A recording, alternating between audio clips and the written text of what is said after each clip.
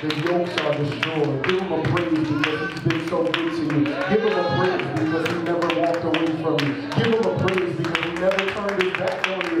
Give him a praise because you came out of that trauma. Give him a praise because you stepped out of that car accident. Give him a praise because you walked out of that hospital room. Give him a praise in his house because he's just been so good to you. Give him a praise because he's so awesome. We thank you, God. We thank you, God. We thank you, God.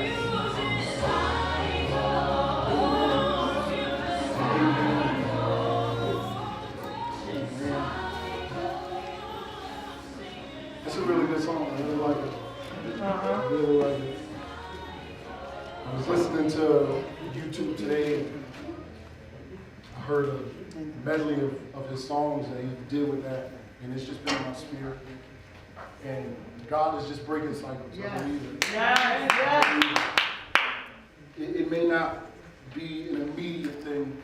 It may not look like it immediately, but understand and trust God that it is in the works. That it is in the process. And it's happening for us. It is happening. I'm grateful for it because I'm just ready to see what greater faith, hopes, and it looks like. Healed. Set free and delivered. No more shackles, no more chains, no more bondage. We want to see it. So we give God glory on tonight. We want to get right into it. We want to get right into it. Every piece of this series has been better and better. We've heard nothing but good reports from each and every week, and I believe we're going to get another one tonight. I believe that they have something very important to tell us and teach us and talk to us about. So be ready, be interactive, and be attentive. Take your notes, pay attention. We got a good couple coming up in front of us tonight. All right. We've talked about depression. We've talked about communication. We've talked about an unbalanced home. So we got something in store. And Deacon Brandon and Deacon Tracey are going to come and talk to us tonight. So, without further ado, we will be turning it over to you. Take it away.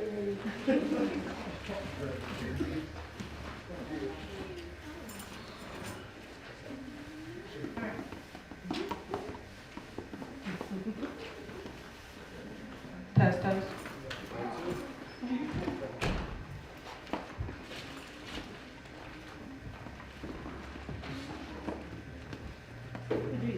God is good all the time.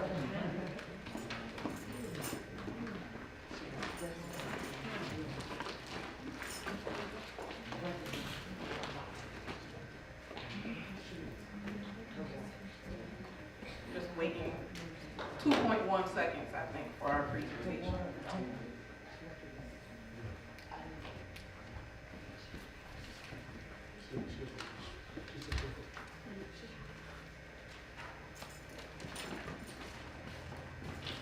Almost there.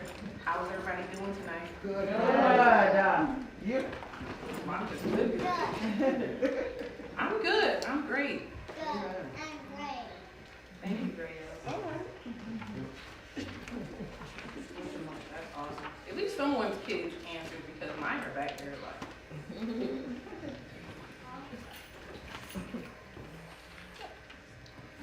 I'll share real quick before we begin. When Minnie presented, she looked at me and she said, "I'm nervous." And I said, "Come on, girl, we know everybody in here. Family." And on the way here, I'm like this. So, y'all bear with me and Brandon, but it's going to be good. Good. I'm ready. Put a lot of work and love into this, and pray. I'm ready.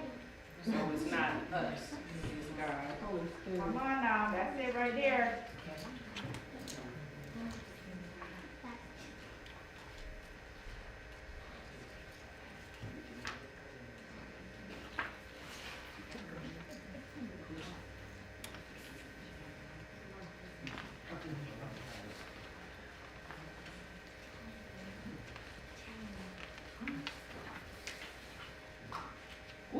almost there. Anybody want to share a quick testimony? Because God has been so good during this cycle breaking series. Yes, Sister April, please. Testify. I just want to thank God for being here tonight. Thank God for this time. My pastor and everyone they were special places. I thank God for healing me from COVID.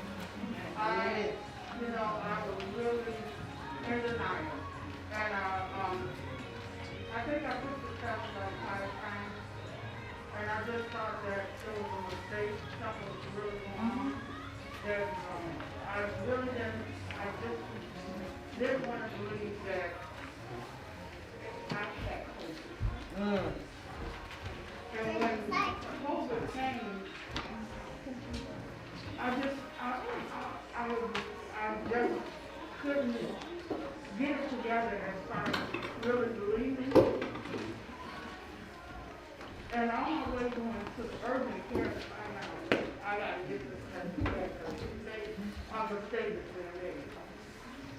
And then on Monday I got to call from the department office. You have COVID.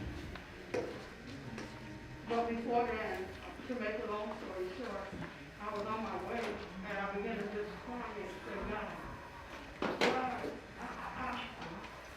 what I'm gonna do, what to do. Right. And I remember him saying, I got you. And so I just thank God for everything that took part and everything that I went through. And I thank God for my church family. I thank God for everybody in the church for prayer, everything, act of kindness, everything that you did. And I just want to thank God because I just said I didn't think I was going to make it, and it was a lonely situation and the things that you go through. But I thank God for the nurses. I thank God for my pastor. I thank God for everybody just calling and checking. And God is good. God is good. And when my doctor did a birth, he said, April, thank God you did the birth, got vaccinated and got the booster. He said, April, your immune system been compromised and high drugs. You would have been on a ventilator. Right. And I just thank God that God allowed me to go get the booster. When I did, I wasn't having no plan, but Sister Jackie said, get up, girl, and go down to EOC and get the booster. And I walked in and I went and I said, hey, I want the booster. And they gave it to me. So I thank God for that. I thank God for his kindness and his love and his tender mercy. I desire your prayer. Amen. Praise the Lord, everyone. Hallelujah! Okay, so before we begin, because this ties into our lesson, and I don't want you guys to rush have to do it towards the end.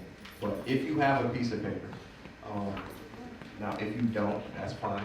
But it's better to visualize and be able to come back to something like this when you see how we tie it all in. But if you have a piece of paper, I want you just to begin to draw. This is called a genogram. And you don't have to do all the way up to your great-grandparents. I just want you to at least do 4 generations. Now, if you don't have children, you can maybe do 3, but at least do yourself, your parents, and your grandparents. And you're going to see later on in the lesson why this is important. But as you guys are drawing this, one thing I can say that I like about the lessons that we've been having is, one, they've been uncomfortable, right? And it starts conversations when you leave here, whether you're in the car or when you get home, right? And it actually makes the conversation better once you get home, because what I've been noticing is the conversations that happen here, normally prior to this series, are conversations we would have had with our children, our significant others, our family members, right? So breaking the cycles, this whole theme has actually just been breaking ice to be able to be comfortable enough to have these conversations. And I like how when Sammy and Monica, they did communication, and Trenton and Deanna, they did unbalanced families. It's literally pointing at different points and different things in our lives that we're identifying that needs healing, right? Because the biggest way, the most effective way to break a cycle first is to be healed of something. Because normally that cycle that you're experiencing or that you're in, it's normally detrimental, so healing must take place in order to break a cycle. All right, so the topic of our lesson, or theme, or however you want to put it, what we'll be gearing towards is parental interactions with children in passing down trauma. Come on here. It's my turn.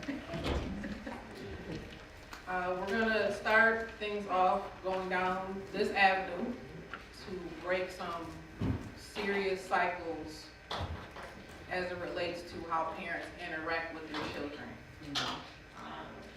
My input so far is parenting is one of the hardest jobs, if not the hardest job that God has given us.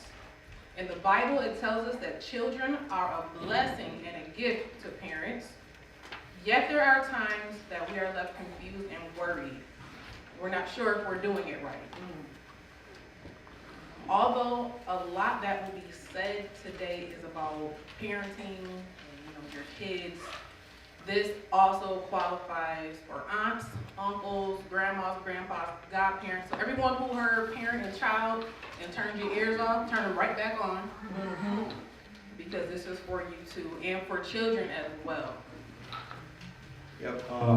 The way we reference this is, it doesn't matter if you have children, because I can 100% confirm that everyone in here is a child of a parent, right? So it's some of the things that are going to be said that may be uncomfortable, that you may not experience it as being a parent, but you may experience it as being a child or even a grandchild, right? And I like to think that when it comes to as a parent or a child, our interactions, we're either doing three things. We're either passing or receiving traumas, or we're creating cycle-breaking moments. So if you simplify any conversation that you have with your niece, your nephew, your child, that conversation is stemmed from either you're going to be passing a trauma, receiving a trauma if you are the person that's the child, or when you're instilling these things, you're creating cycle-breaking moments. Proverbs 22:6 says, train up a child in the way he should go, and when he is old, he will not depart from it. We're going to delve further into training up a child. Not training them up how great-great-grandma necessarily said. Not necessarily looking into following just anything that somebody said. Children will blindly follow. Adults will blindly follow. We want to show you how training up also comes from within yourself, your own strategic problem-solving capabilities. And so I do want to say, we're not going to be up here as long, but we do want to make this a conversation.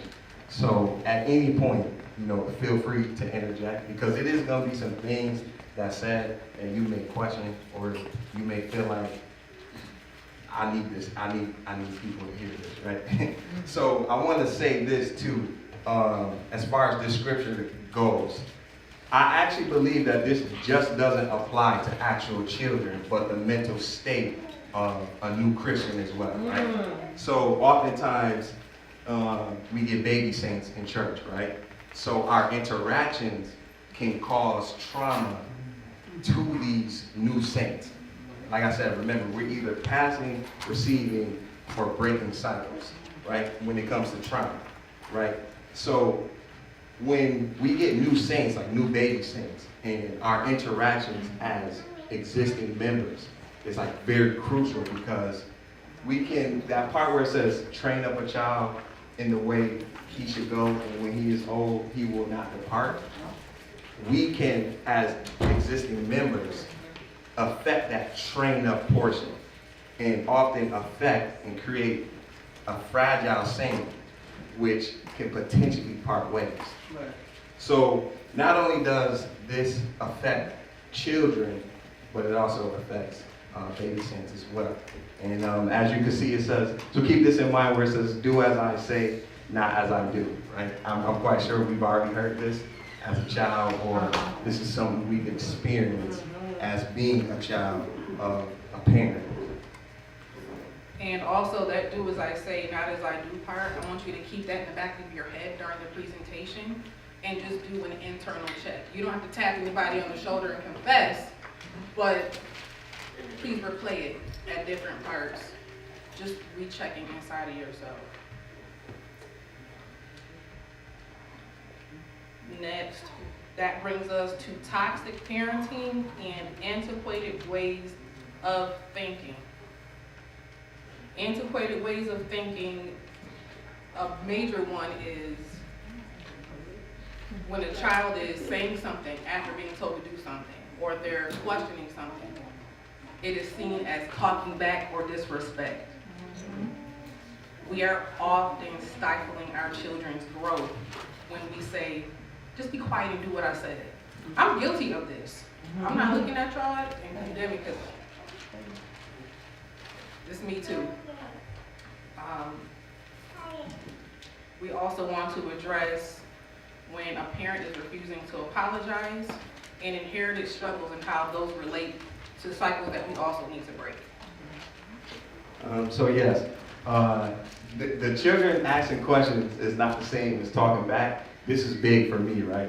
Because I'm quite sure at some point, right, we all remember a time where, as a child, when your parent telling you to do something, or y'all having a conversation, well, half of the time it wasn't a conversation, right? We weren't having a conversation. Right. We were being told what to do, right? Right. And you're like, man, if I could just say this, maybe my parent would think differently, right? Or if I say this, maybe I won't get in trouble. Or if I say this, my mom or my dad would know this is not what actually happened, this is what happened, right? So that the part of the children asking questions is not, it's not the same as talking back. This is big for me because I've experienced it. And then even as just being a parent myself, there's been times where I'm getting on Sanaa and she'll say something, I'm like, I've been that parent, right? And then later on I have a talk with Tracey and she says, oh, this, and this happened. And then I'm like, oh man, dang, I didn't know it was like that, right? Which brings me to the point of parents refusing to apologize. Can I ask a question before you go to that? Yes. Children asking questions is not the same as talking back. But how do you deal with the disrespectful part? Because in there, if you just leave it at that, Right. yes, a child should be able to ask a question. You should be able to dialogue. I come from the air, shut up, I said it, that's it, right? As I raised my children, I didn't always give them that opportunity to talk, but then I did give them an opportunity to talk because how I was raised. But my issue is the tone of disrespect. Yep. So can we deal with that? Because I don't think this 100%. generation knows what is, when you dialogue, you should be in a dialogue with your Yep. parents, but you should never cross the line of disrespect. Yep. And this is a good question, which, so I was actually writing slides, right? So I wrote it this way on purpose because, so when I'm talking about children asking questions, it's not talking back. I'm big on the whole tone thing, right? Because there is a way to do a thing, right? Which is a reason why, you know, this lesson doesn't also just talk to the parent, it also talks to the child as well. Whether that's us being the child and having a relationship with our parent, or us being the parent having a relationship with our child. And when she talks about the tone, the tone is very important because it goes back to Monica and Sammy's lesson about communication, right? So we're all accountable, even as the child, that when my parent is saying something, there's a level of respect that I don't address them with the same tone that they may be addressing me, right? Because as the child, I may not fully understand where they're coming from, so I must come at a different level, not to undermine them, not to be disrespectful, but not to further entice the situation, right? So as a child, tone is very important when it comes to asking questions, and not even just the tone, the type of question, right? Because we all know we can ask them slick questions that we feel like, yeah, I got one up on them, right? We feel like we can say that one thing that, like, I ain't being disrespectful, but I'm asking a slick question. So that way, even if you don't answer it, I feel like, hoorah. So I want to talk about parenting refusing to apologize, because this is very huge, and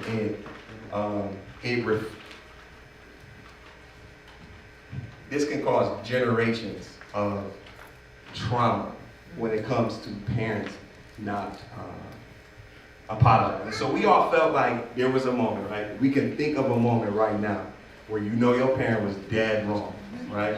We can think about it right now where you know your parent was dead wrong, right?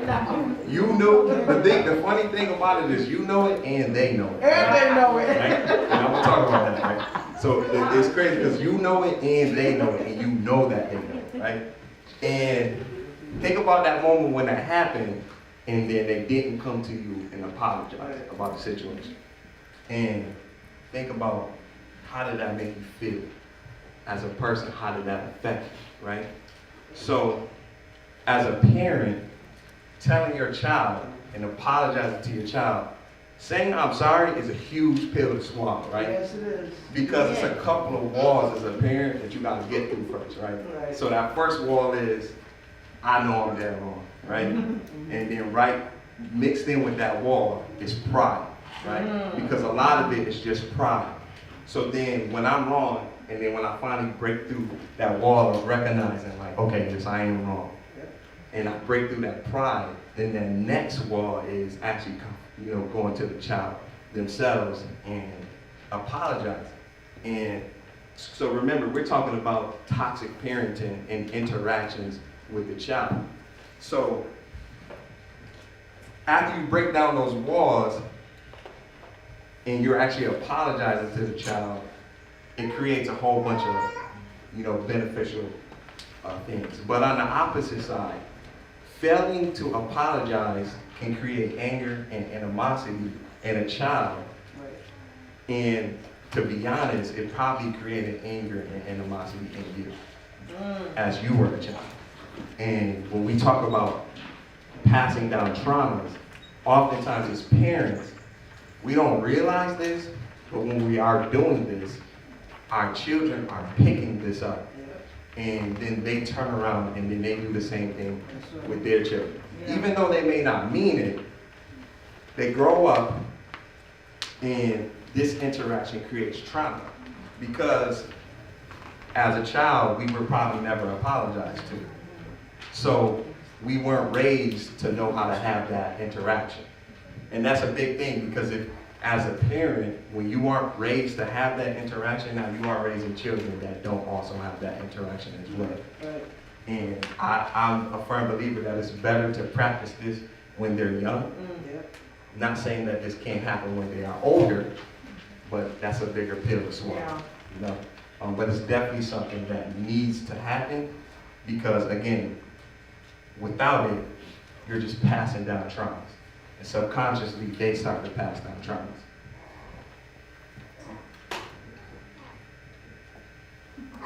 So are the traumas still there if a parent apologizes, just any parent, and the child doesn't fully accept that apology? What do you do with that trauma? So as far as that goes, and this is what I would like to think about it as, because we're gonna talk about, later on, and as as us being children, our standpoint of how we're supposed to receive and what we're supposed to do once things like, if a parent wants to apologize. Now, I believe that as a parent, you gotta continue to work towards something, right? So when that child grows up, they could never say, you know, in that conversation that you have with your child, heart to heart, as the parent, you can tell them, I've never not apologized to you when I was wrong. I was open with you. I expressed these feelings towards you when I was wrong. I admitted it. But you, as the child, you didn't accept my apology. And you're not saying it to make them feel hurt or anything like that, but as the parent, you just continuing to show them, I'm open, I'm approachable, you can talk to me. But it is something that does actually happen when, as a parent, you can apologize and then the child doesn't receive your apology. Karen? I agree. Also, what about when you talk about toxic parenting, the parent, like you said, apologizing, but continue to do the same thing over and over to that child. And then as the child grows up, it could be as simple as, like you said with addiction, say the parent has a bad habit of stealing. They go to jail. They get out. I'm not going to go to jail no more because I'm not going to steal. I apologize. But then I go and steal again. And then I apologize. I go back to jail because I'm stealing again. That's that toxic, that toxic parenting. Because that opens the door for neglect. That opens up the door for abandonment. That opens up the door because you left that child at a certain age and then you come back 10 years later thinking they're going to sit there and respond to you the same. You've been gone, there's a whole gap of 6 years you've been gone. You can't go back to when I was 5 years old. And then you keep saying, I'm sorry, and I'm longing for the mother or the father to be a parent, to mother me, mother me. I don't need you to be my friend. I need you to mother me. I don't need you to keep saying sorry. I need you to be sorry and do right. You know what I'm saying? I don't need you to keep repeating the same old cycle. Because what about me? I didn't ask to be here. That's where the toxic come in. And I'm gonna let Tracey go. But also important, when apologizing, is to have forgiveness, right? Because forgiveness opens up the heart. So whether you're apologizing to the child for the wrong that you've done, that a lot of the times you're not just apologizing because, like she said, I stole and I was out of your life for 6 years. A lot of times we have to get to that root of, I'm also apologizing because, like you said, you grew up without a parent. You grew up feeling abandoned. You grew up feeling rejected. That part. I'm gonna let you go, Tracy. After Tracy's April. To address what Sister Karen was saying, yes, all those things would clearly fall under the toxic parenting title. And we're definitely going to get to recognizing the toxicity in yourself. Because that is what happens when you say sorry, but then you go right back and do it again. That's a key indicator that you have not recognized that you are toxic. You have not recognized and accepted that there are some things that you need to change. People will know they're wrong all day. Like Brandon said, you know you're wrong. Parents know they're wrong, but have not accepted that they can do no harm. They haven't accepted that I actually might be harming my child emotionally and how it will impact them in the future. So we're gonna be there. We're gonna get to that. You give us April? Yes, I wanted to say, like, growing up, my mom used to say sorry to her, not have to do now. I can't even tell her how much longer to do it. The sorry, I'm learning so much in this stuff. But anyway, just hearing you say, I remember my mom saying, I apologize, I'm sorry, but you shouldn't have did such stuff. After she finished saying everything she said, I I'm back angry again, and I don't want to stuff with them. What you saying sorry for? Or go down memory lane, tell you everything that I done, and when you finish going down memory lane, and then you start adding somebody else, and why can't you comparing? I grew up doing that like that. And I used to say, you know what? And that ties back into what Pastor was saying. What do you do when the child doesn't accept your apology? Yeah. As the parent, did I actually say I'm sorry and mean it? Did I explain why I feel like I was wrong? And did I allow the child to plead their case? Not saying it's a courtroom, but there should then be some sort of understanding of where I was wrong, where you were wrong, and how we can move forward. But I'm jumping the gun on our presentation. Justification, that's what that was. And I know we're not supposed to provoke our children to anger as well. But that isn't me saying what it justifies what they're doing, you know? Sister Megan. Yeah, this goes a little way back. I think it was your first slide when you said we can't do as I say but not as I do, because it's easy for us parents to say, go hug your brother and tell him sorry. But then I'm not hugging you, and even if so you're hugging your child, but there's much adults. The children are watching us. Are we hugging? Are we saying sorry? We can't do as I say and not as I do. Because children learn by example. It's kind of like You jump in it. I have sorry.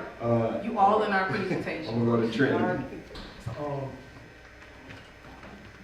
What is an actual apology? Because I feel like we get stuck on I'm sorry. People don't really know what that means. You know, is that it? Just saying I'm sorry? Is that the apology? Or do you go deeper into it? Because I feel like that's when you just keep saying I'm sorry, and you know, what does that mean? Because as a child, you may not understand what they were even apologizing for. They just say, "Oh, I'm sorry."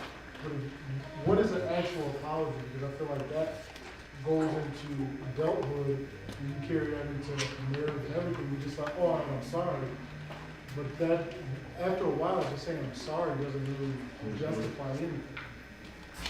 Well, me personally, I like to equate it to forgiveness, right? Whether we come into the altar, we're praying at home, and we're asking God for forgiveness, our intention is to not do it again, right?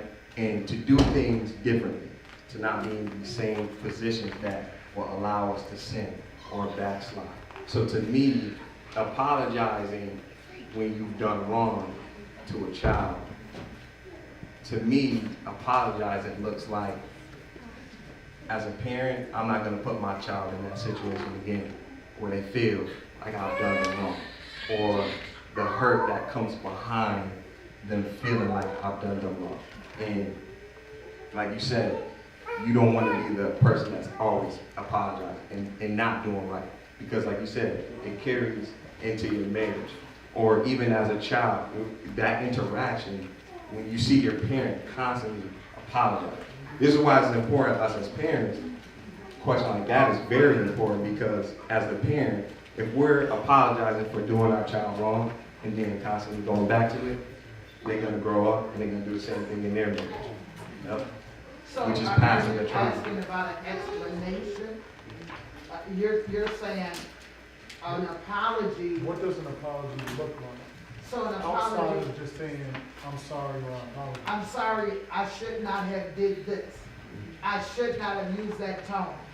I should not have cussed you out. I should not have bust you in your face. Right? I'm sorry. But I also believe that there is a line of clause to that. And I believe that there's, go back to the communication, is there has to be an openness for explanation, which people generally think you're just trying to, make light of my feelings. No, just because you perceive it to be one way, doesn't mean that that's it. I'm learning that after COVID hit us, that you can say something to somebody, and however they have been programmed from their life challenges, they hear it through that. Yep. And they don't hear, and it's a lot of people. And now I'll be like, what did you hear? Like, you know, because when I took psychology classes, they taught us that when you have a conversation, you say what you're gonna say, and then the person listening should say, so you said, and then go on from there. Now we're on the same page. But if not, then you're thinking one thing from what I said to you.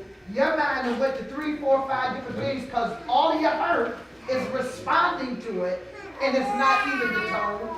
It's not even what you're saying. So, example, somebody sent me a text, and so I responded, and I'm like, you know, I thought the laugh out loud was me. I'm being joking. Right. And Sometimes they don't always be that. And the response they said back to me, I was like, what ear was they listening on? So I think that we have to get away from that, not allowing somebody to explain, because the explanation is to get you to understand the perception, change your perception, and then decide whether you should be mad or not. And that's what we don't do. We just take it at what we heard, and we're hearing it through all of our traumas. Right. We're not hearing what they said from their heart. And that's why you have to clone all these sayings. You know, charge it to my head and I'm heart. You know what I'm saying? Somebody had to clone that because people charge it to the heart and not the head. Yep. Minister. So we're talking about apology, and she just brought up something very profound. Is perception means a whole lot, because I can see it as one thing and you see it as another. But if we have a healthy dialogue, healthy, we can both get an understanding really of what really happened. But I feel when an apology is given, it's a tone that comes behind it. It's your body language comes behind it. Say so. And it's heartfelt. And it's heartfelt. It doesn't matter how old that child is. Yep. If you really mean it from your heart, they'll feel it. And they'll understand that you're really sorry for what transpired, right? So when I had my children, this was something I had to learn further in parenting. It didn't come early on. It came probably in my 30s. And I started having children at 15. So we're talking about a 15-year gap of me doing what I learned from my mother and from things I seen and heard, right? Being parented by other people, how they did theirs, I inherited. Oh, that looks good, but everything doesn't fit my household. Exactly. I have to design it for what works for us. So I eventually had to learn that just because I'm mom, don't mean I'm always right. Yep. You have to. You earn their respect more. You earn their love. And it's a two-way street. Oh. They need to apologize when they're wrong as well. 100%. Right? So I always told them, you are my investment. My kids were my investment. I had you out of love, all of you. You're my investment. You're my prized possession. I'm not going to tell you anything wrong that's going to be detrimental. You are a reflection of me. Come on. So why would I damage my own investment? Come on. That.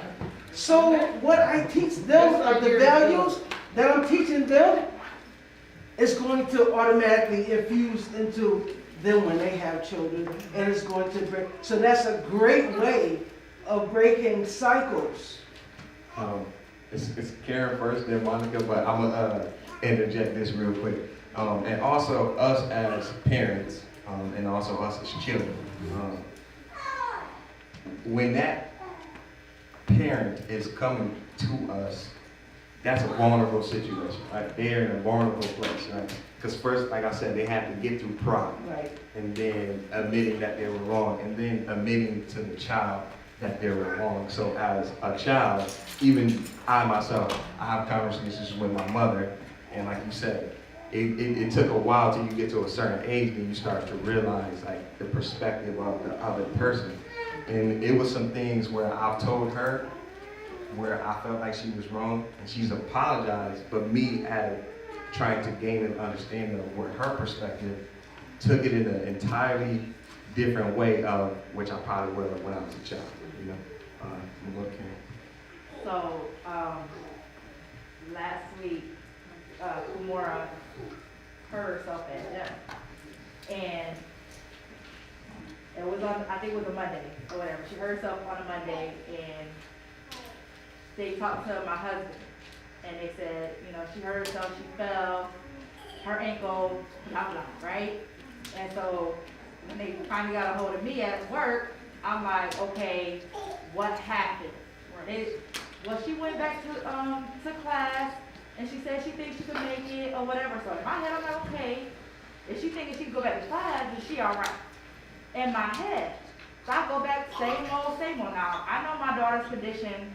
I know what I'm up against. But at the point where you get comfortable and you forget because you want to go because ain't nothing happened in a while.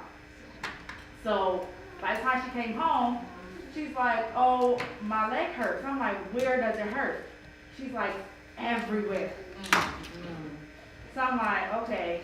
Now they told my husband the ankle, so he's looking at the ankle. I wrap up where she's pointing at because I'm listening to her, and I'm seeing when I touch her, I'm going on her leg because I know what to do, and she's, you know, squinching and out, you know, and so I'm like, okay. I wrap up that thigh. She go to bed, couple days, she can't even walk. You know what I'm saying? And so instantly I'm all emotional. I'm at work, I'm crying. So I'm just like, I should have paid attention more. As a parent, you know your child. You know what I'm saying? It might not happen right away, but eventually the aftermath is coming. And I chose, because I got comfortable, to ignore. So I let her stay home with my mom, I think for like 2 days at a daycare. My mom here. What's up, neighbor? She can't do this. So I'm like, all right, when I get off work, I'm taking her to urgent care, right? I'm just like, if I can just make it out, get out of work, you know, we got bills to pay, we got this, we got that. So I get to urgent care, and they say, no, Ms. Anderson, you got to take her to orthopedics. She has to get an MRI. She has to get this. Instantly, I'm just like, I freeze. I'm just like so mad at myself, angry, I'm hurt, broken. Then I'm like, come on, I'm so sorry. You know what I'm saying? Like, genuinely, like, if you genuinely sorry, and it's like, and it wasn't like intentional or on purpose. It's like, I'm trying to feed y'all, I'm trying to do this, I'm trying to do that. You know what I'm saying? And you acting like you just the hawk. You know what I'm saying? It's like we keep on going. Because that's how you train. Keep on going. Work through the pain, work through the process, just keep going. And so then I take her, and then I was just like, oh no, everything is shut down. Now you gotta go do this, gotta do that. We back to doctor's appointments every week, twice a week. All right, she got this. Now, all right, husband, we gotta sit there and say, you take it to the 3 o'clock, I'm gonna take it to the 4 o'clock. We got 4:15, they gotta give us some more time because this is on this side of town, they gotta go to that side of town. We have to focus on her all over again. Mm-hmm. And it's like, if I would have paid attention. You know what I'm saying? And it made, like, it literally like put me in a depression. Then here go Cameron. His foot wanna act up. Like, the devil. You know what I'm saying? And I'm just like, here I go again.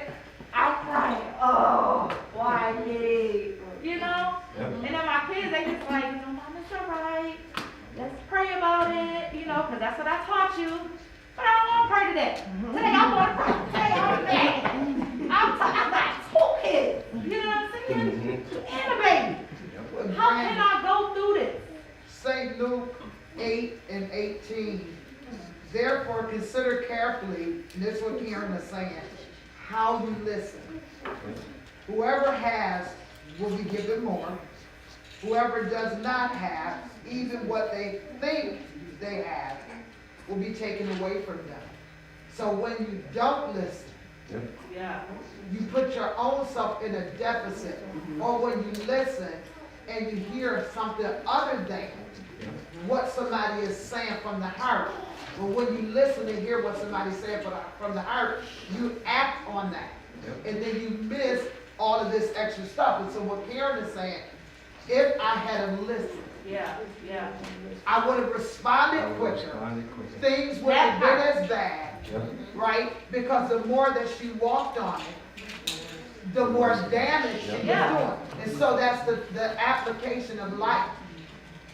The more you keep ignoring and not asking for forgiveness and saying I'm sorry and meaning it. I love what you said, Regina, because for me, if I ever apologize, I refuse to ever open my mouth and apologize unless I really mean it. Right. When I open my mouth, I don't like that. I'm sorry. I'm sorry. That, to me, that's not an apology to me. Right. An apology is you pause, give yourself time to think how sorry you are for what you've done, and then deal with my heart. Because that other apology further damages my heart. That part, Now, the Bible, to get to that point too. it takes a lot to apologize. It takes a lot for a parent to apologize. I am that parent. I will apologize. At the same time, I do believe that children should understand what a real heartfelt apology is.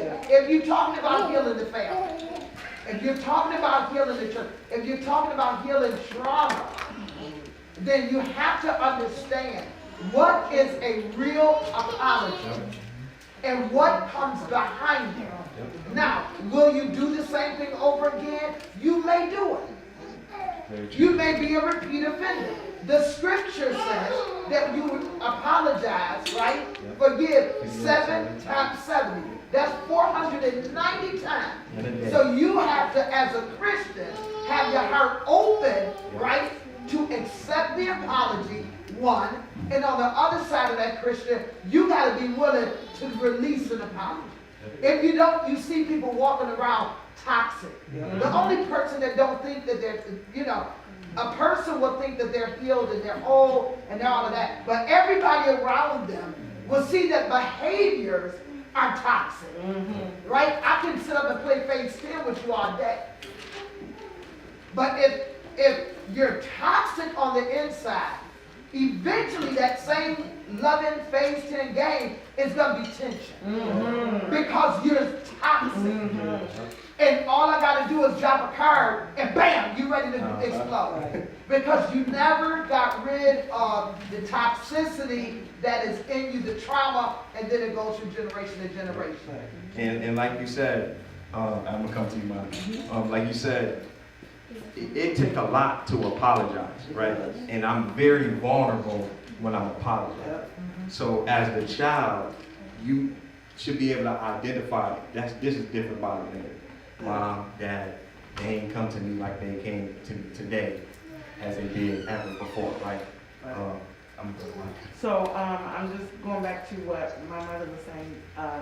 As a parent, when you have that open dialogue with your child and apologize, it doesn't just stop because your child is now 15 or your child is 20 or your child is 25. It's supposed to go on forever. So a couple weeks ago, my mom and I had a misunderstanding, and I'm 36, all right? My mom and I had a misunderstanding, and we both actually at different times came back and apologized and said, this is what was going on at this time, and that's why it was coming out this way. And, the open dialogue back said, oh, I understand, and this is what was going on with me. It doesn't stop because you get older or because you get married and you move out. That open dialogue with parents and not having that toxic relationship, it goes on forever. So, slide. Tracey's going to talk about some inherited struggles. Come on.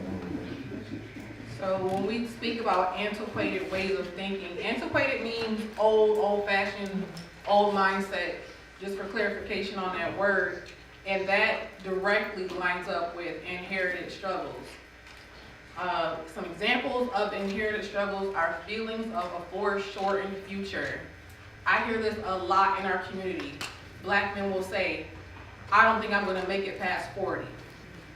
Someone's gonna take me out. You know, I need to look over my shoulder. Having an exaggerated startle response. Oh my God. This All is- the time, Jesus. This is a major one. When your child asks you something that you think they should know, Yeah. in your mind, this is common sense. Don't come to me with foolishness, right? Is your response, get away from me, you should know, da da da da. Yeah. Or are you taking the time to actually hear them and answer the question? By the giggles, I can tell. Guilty. Some are guilty, as I am. But this is an inherited struggle. This is something that we learned. That it was okay to treat your child as less than because I taught you better and you should know. But that's not justification. Moving on, difficulty falling or staying asleep. I'm not talking about, you have a strange schedule because you have a baby or something. I'm talking about there's something bubbling up on the inside of you that you have not dealt with. So when you fall asleep 2 hours later, you pop up. You can't get back to sleep. You gotta get up and eat. You gotta watch TV. You gotta do something to soothe whatever is happening inside. Pacifying. Outburst or anger. I hear people say it all the time, my family has an angry gene. We got a mean streak. Right. No, that should not be. It's a cycle. It's a cycle. Cycle.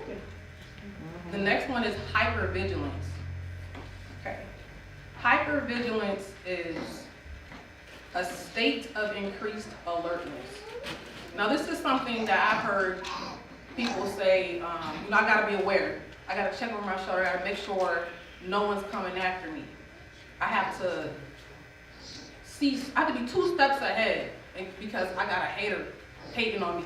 Sometimes you don't have haters. You're just, you have this hypervigilance going. It's also, you're extremely sensitive to your surroundings.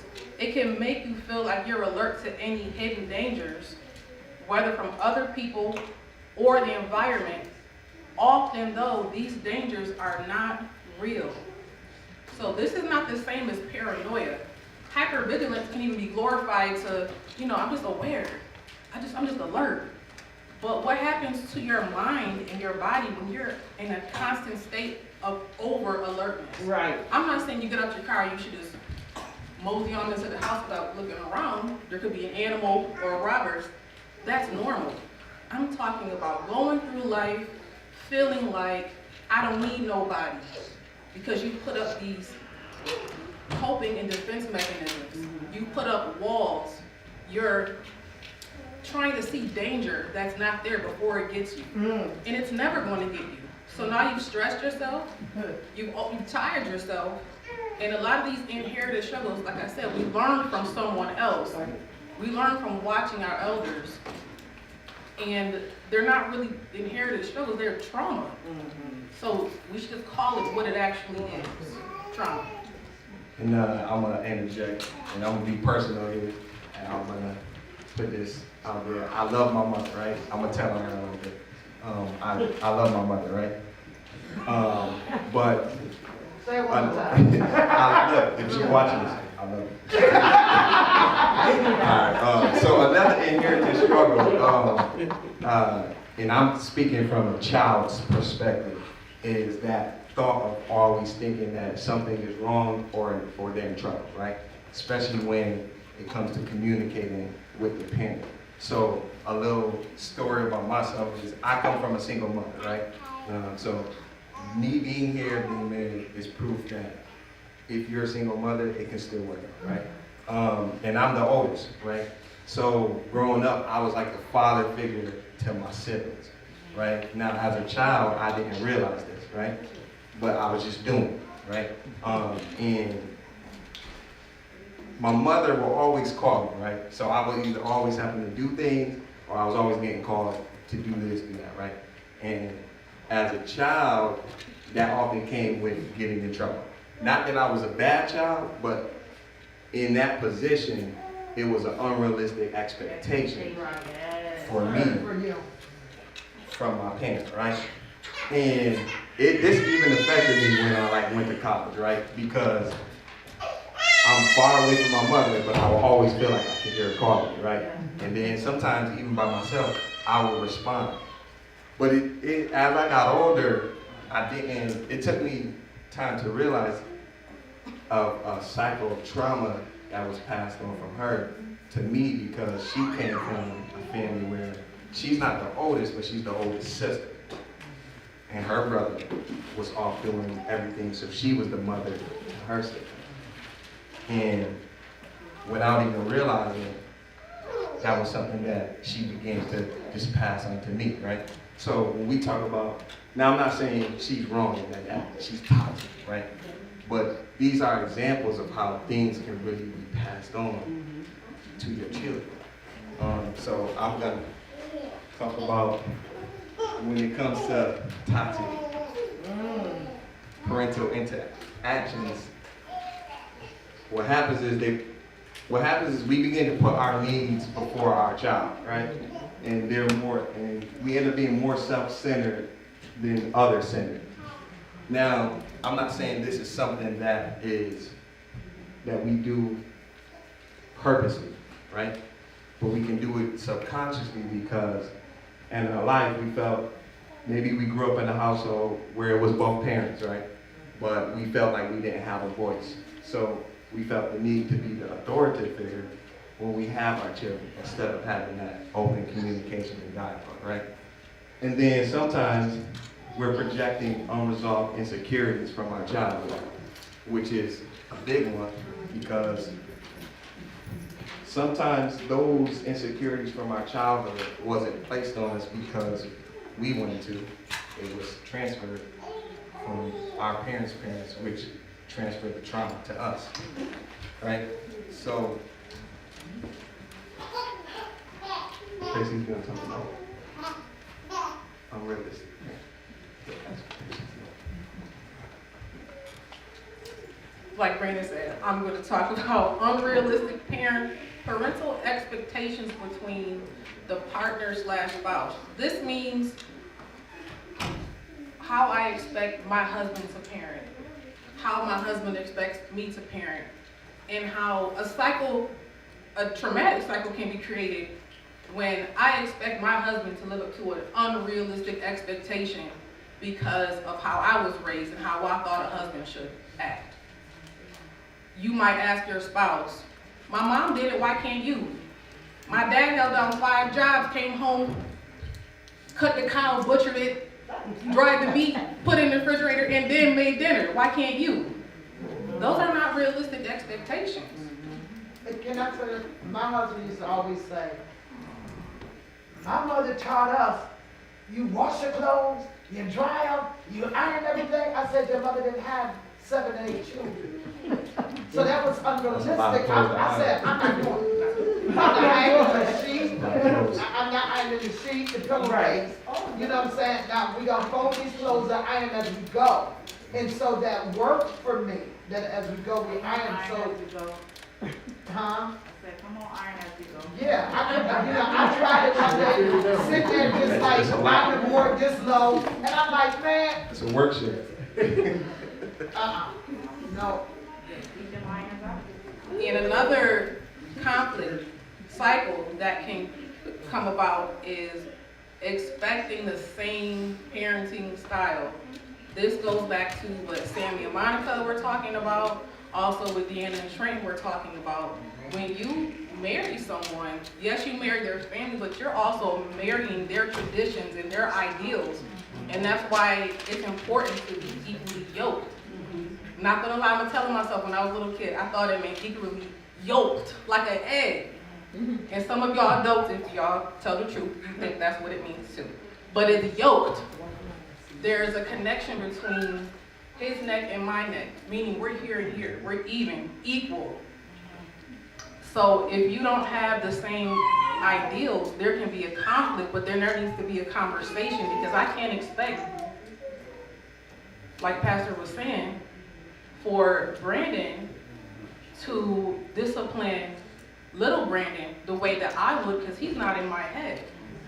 how I would resolve a conflict may not be the way that Brandon will resolve a conflict with one of our children. However, if he's handling in a way that's going to benefit the child, and I'm swooping in like, no, that's not how I would do it, it's wrong, then you are showing your children an improper way of how to resolve conflict.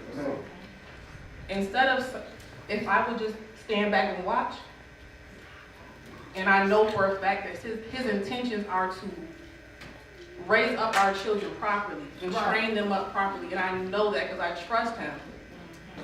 By me not swooping in, I'm also teaching my children to trust your dad. But it shouldn't even be a thing of standing over to see if you approve. Yep. It should be go do what you're doing, because the one that's being demolished is the child. Because now the child is torn, and the child doesn't learn trust, and the child doesn't learn respect, because your body language is, I'm here to protect you while they discipline. Yep. And so that child sees, you're my protector, and they never get that lesson, and in the end, that child is ruined because they always turn in to see where the protector is. they're looking for, you gonna bail me out. Yep. You gonna bail me out. You gonna bail me out. That's not right. You know, I remember my children, and I always had this thing where I'm not gonna discipline an adult with my child even knowing.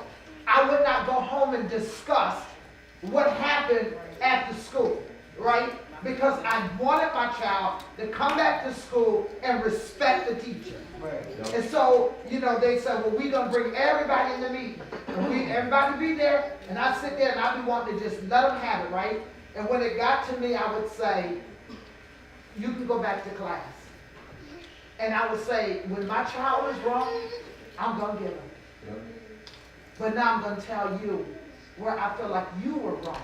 But I did not want my child to be in the school running amok, because they're going to run back to me and I'm going to take up for them. I want my child to be well balanced. So as adults, we're going to talk, but we're not going to talk around my child. And so I think we have to really learn that. If we're breaking cycles, if we're changing the generation, we got to wholeheartedly change how we are doing with, you know, conflict and raising them and respect of adults in their life. Yep. And Oh, amen. I just want to say one more thing. So what Pastor's saying is completely right. And for example, when one of our kids is doing something crazy they probably shouldn't be doing, and one of us is getting on the child, the other one is not usually there, unless we were already in the room. Right. The other one's usually not there. And then later on, I'll say, what they do? And or Brandon go, what you do? And then we'll talk about it. And another thing, Sanai being older, the bigger sister, she has more responsibility. She'll try it. What did Meatball do? And what do we say? That's not for you to know. Right. You are not here to discipline your younger children. Right. And we had a talk yesterday about, yes, you're older. Sorry, Sanai. Yes, you're older. They're younger, but it won't always be such an age gap. Right. At some point, you're going to need each other, and you are all equal to each other. You're not the same person, but you are equal. So respect your brother, respect Bradley, and respect the new baby, because you're all going to need each other. yeah, That's good. This is a conversation that we definitely had, because Bradley thinks she's the boss, okay? She would tell everybody that mommy and daddy's the boss, I'm the boss, but y'all not the boss, right? So we trying to but it's good, because I'm real good for if Tracey getting on them, they be looking at me and I'll be like, I ain't the one that's good. That's how it should be. Teamwork makes the dream I'm not work. tag teaming and I ain't interjecting, right? But it says, as a parent, act and speak now as you would like the children to act and speak as adults. They are always watching, listening, and learning. And just like our pastor was pointing to, even Nadine was pointing to as well, a lot of our interactions with our children don't actually come from when we're actually interacting with our children. right? Say it again. A lot of our interactions with our children, the things that they learn don't actually happen when we're interacting with them, right? So they pick up and pass down things that they watched or how their parent interacted with the other parent and even their siblings, right? Because like she said, you know, how she was pointing to like the whole hierarchy thing in the family. You have one sibling wondering what the other one did they get in trouble, things of that nature. But, and I know we were talking about the parents a lot, but I want to talk about children at this point, and children's expectations of a parent. And I mainly want to speak to the whole dad can't be hurt, dad doesn't have feelings thing. And this, sometimes this expectation can be, a child can put this on their parent because of how they look at their dad, right? Dad doesn't really tell me his feelings, or he doesn't really express his feelings.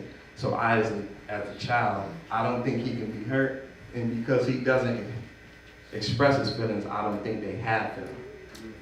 But the negative thing about that is when you have children who don't have those conversations with their father, right? Whether it's the son or the daughter. And what happens is, as a parent, especially as a father, when you're not showing your children that you can come and talk to them. You can confide in your mother, but you can also confide in me. I'm open book is when they grow up, and we have more girls than boys, right? So it's important for our daughters to experience this, especially from their fathers, because when they grow up and they get in relationships or they get married, their outlook on what a man is going to be is, you can't be hurt, you don't have feelings. And then when that man does express his feelings, she never had an opportunity to experience how that actually works. Or like even a man or a young boy. A young boy can grow up and never have that conversation with his father. Never has seen his father show his feelings and emotions, and just was walled off and shelled. And then when he gets into a room of other men, and they're being open, honest, and transparent, they might then feel shelled or inferior to other men who don't have a problem expressing how they feel, things of that nature. And I want to dial back a little bit to mom has unlimited energy.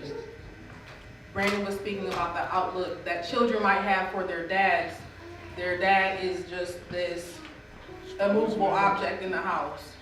He can't be hurt. He doesn't talk about his feelings. He just talks. He's macho. And that is their outlook as they come up. But in that same time period, if you see your dad that way, on the other hand, you see your mom as this unlimited source of everything. If I can't go to my dad, then I'm going to my mom for everything. That can then cause a huge imbalance in not only how your children see men and women, but also the toll that it will take on the parental relationship. The mom might be like to her husband, why don't you do some of these things? And the husband might be like, they don't talk to me. And then there's a cycle. Here you go, peddling the wheels. When you need to come in and attack that struggle, let's break down what is happening and what can we do to stop that. And I think I was talking to Minnie this morning, I don't remember, I think it was Minnie, when I said, these kids, and this is my words because this is how I speak, these kids will walk past Brandon, my mom, the cat, the dog, the phone, and come all the way to a different part of the house to ask me something that they could have asked 10 other people along the way. Along the way. Say that again. Oh, sorry. When I was talking to Minnie, I was saying how my kids will walk past Brandon, my mom, and every other resource in the house to find me in another part of the house, behind the door, to ask me what they needed to ask. And they could have asked anyone else along the way. That is a a point that I know other people can relate to. I can. And that ties back into what Brandon is saying, the I viewpoint used to of, always say, I'm not a single parent, but they do it now. Like, go to your dad, bring all this drama and let him deal with it. No, it's easier to come to mom and you know, the unlimited energy.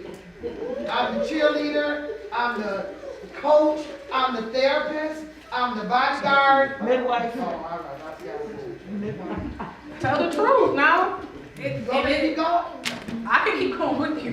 It is the absolute truth.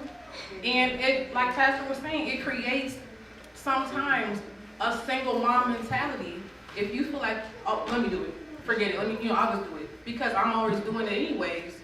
That creates an imbalance, as Dean and Trent was talking about, an unbalanced dynamic in your household. When in reality, you should be interjecting and saying, let's fix this.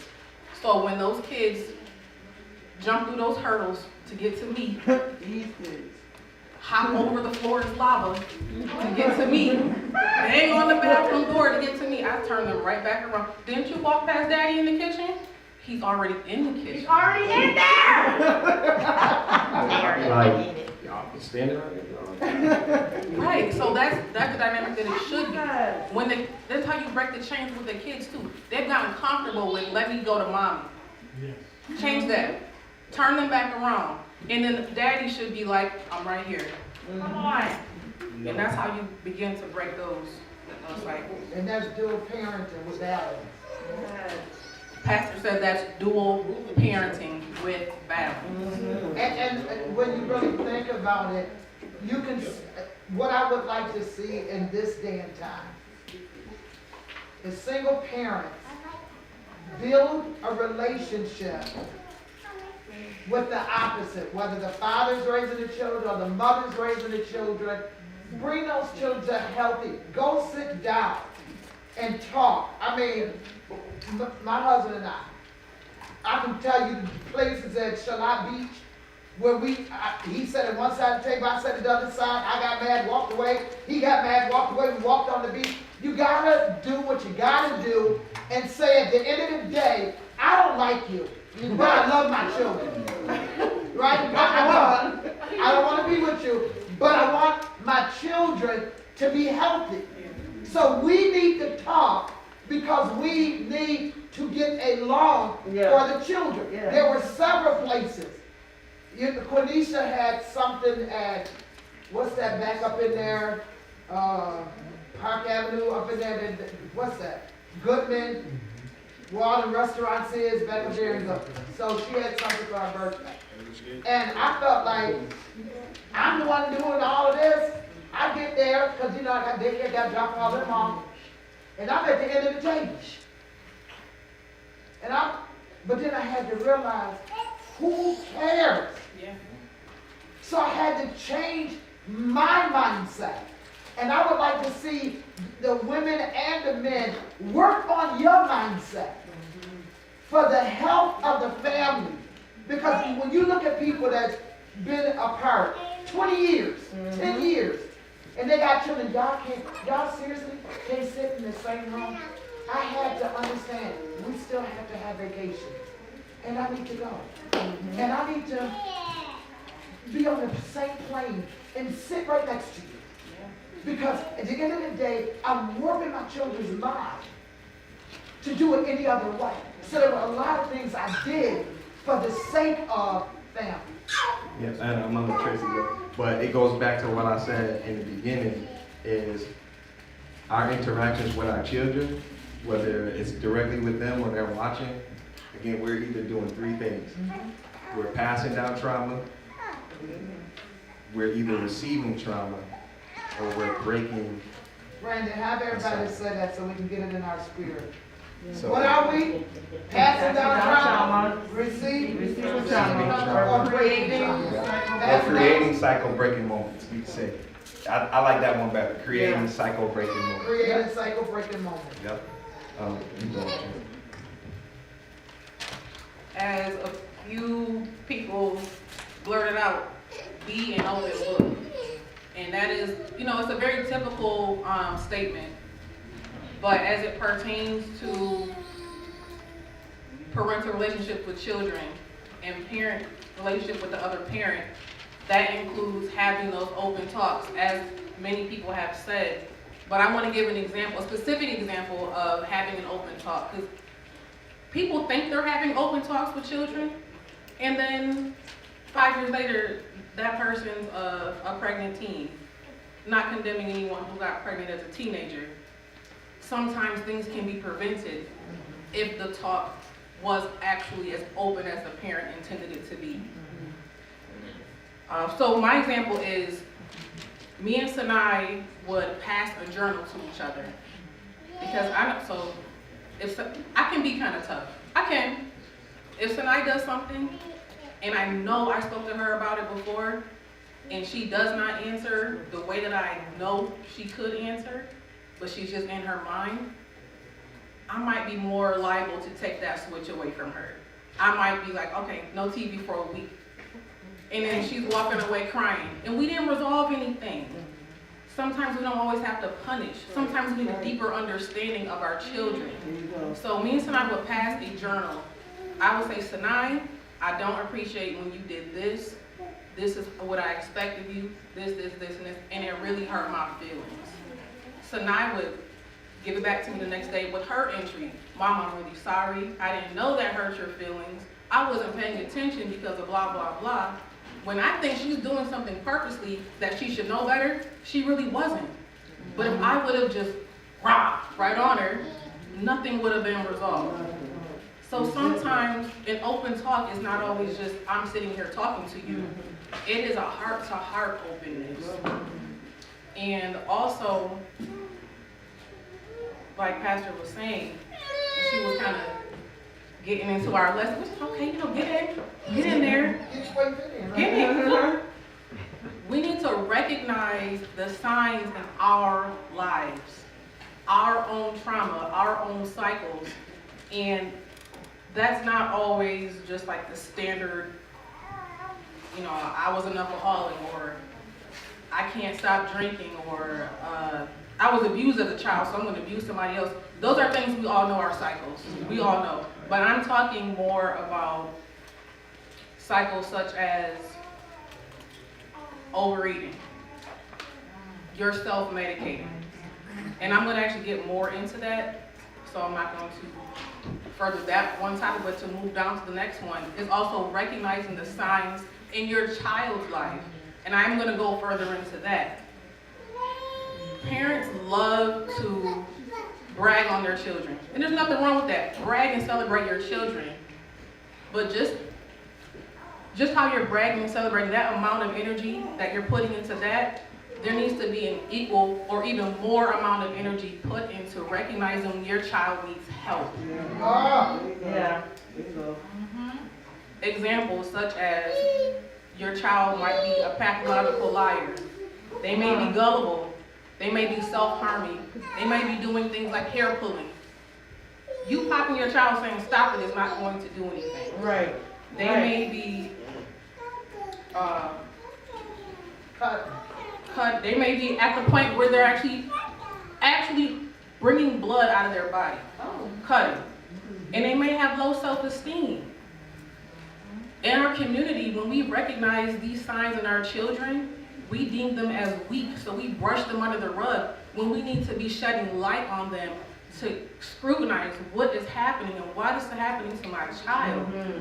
And just like you can recognize that your child is a math scholar and an athlete and the next NBA such and such, you need to also recognize that your child has tendencies that later on are going to grow into something that could be very, very detrimental to themselves and other people. I put a status on Facebook that said, you are doing an injustice to your child when you brush under the rug the, I forgot the exact words I said. When you pretty much cover up or you don't acknowledge the bad things, the negative things that are happening in their lives. If you notice your child has a tendency to be on the phone looking at inappropriate things, and you just say stop it because it's not good, or that's not what Jesus would do. Sometimes your child needs more than a WWJD. Come on, come on, come on. Yes, you can hit your knees and pray, but you need to pull that child down right next to you. Yes, yes. And This is good, and I hope you stay right here. Where you gotta put a microscope on your eyes, bifocals on your eyes for your child. Because every child has an opportunity to be brilliant. It's what you do with every entity in their life. It's hard being a parent. It's hard being a parent. But it's a disservice to, in their years, when they should be nurtured, when they should be disciplined, when they should be trained and taught, and they miss it as I want to share this. I was up at LaGrange. There was a man, a young man, he probably was maybe 29. And he had his 2 children. And I was just watching, I had to daycare children. And he was like, you know, a parent. And I walked over, I said, in this day and time, you don't see fathers at playgrounds with their children. I said, you're not in a rush, none of that. I said, can I interview you? He said, sure. And he started saying, I had to break the cycle from what I grew up with. He said, I was that child that did not have my parent, but I watched everybody else, mother and a father. He said, now, their mom, he didn't say it with them around. I don't want nothing to do with her. But I do because I want my children home. I want them to know who I am. Right. So me coming to the playground, he said, I have my children all the time. So all of this is super wonderful. Super wonderful for changing families. I agree wholeheartedly. And with those open talks, like Pastor said, put a microscope on it. Don't just glaze over this is what we do and this is what we don't do. Be hot with your kids. Testify to them. Your kids are smarter than you think. So the same things they're picking up, these kids can pick up a dance in 2 minutes. Right. Trust me, they understand if you are being honest with them and open with them. And another very important thing when it comes to recognizing the signs in your child's life is after you recognize them, you don't just have that talk one time. You need to revisit these important conversations. And I don't mean have it Monday and have it Friday. I mean, as you see your child grow up, Right. and you notice different things changing, you then revisit that conversation. An example, this is kind of an analogy my mind is being brought to. When you have a baby and they're sick, and you are a breastfeeding mother, your milk changes to what the child needs. If the child has a cold, your body receives that and it makes the antibiotics for it. Minnie taught me that. And 5 years ago. I didn't know. Thank you, Minnie. But as it relates to this, when you are revisiting those conversations, you don't spit back out what you said to your 4-year-old at the time. They're at a new level of thinking. You may notice some new things. You need to tweak your talk. Still have the talk, but tweak it to their understanding so that it is effective. So many things can be changed and fixed when your child actually has an understanding of why they can't watch sex on TV, why they can't share phones with their friends, why they can't Have the game. There's so many things on why. And this comes back to your child asking a question is not talking back. They need to know. They need to understand, because if they don't understand, they're going to seek an outside source. Yes. Maybe not as a child, but as an adult, once they feel like they're free Yeah. and they can do what they want, they're going to reach out to someone else who will answer them. Yeah. Now, do you want that person to answer your child, or do you want to go ahead, bite the bullet, and have that talk with your child? Right. That's right. And explain why I'm pulling the cord out for the internet Yep. at 10 o'clock at night. Come on. I'm doing it because I love you. Yes. Come on. And at this time of night, there's nothing good. And I'm getting ready to start doing that. Yep. I'm ready to put it out That's right. because what these children are getting into, you can't go back and erase You it. can. And my mother taught us every closed eye ain't sleep. Come on. A quiet child ain't sleep. Get up. So, you know, in this day and time, it behooves parents. You know, I used to say, I'm gonna have more no's than yeses. And they taught us that. If you got more yeses as a parent than no's, you're not a good parent. Right. Because children need no. The job's gonna tell them no. That's right. The application at the bank is gonna say no. Come What you on. gonna do? You know, April's niece put on a thing about her child wanted nails. And acrylic nails. And everybody's like, oh, let them get it, blah, blah, blah. And I said, I know they're gonna be mad at me. Yeah. And I said, no, don't let her get it. I said, because you know what? I think she's 9 when she's 16. What you gonna do? Is she gonna understand when you tell her, no, she's not. I said, so you need to bring balance and give her an age appropriate. My children, these children with cell phones, if I was a parent and they were little children, we'd be like we was in the old ages.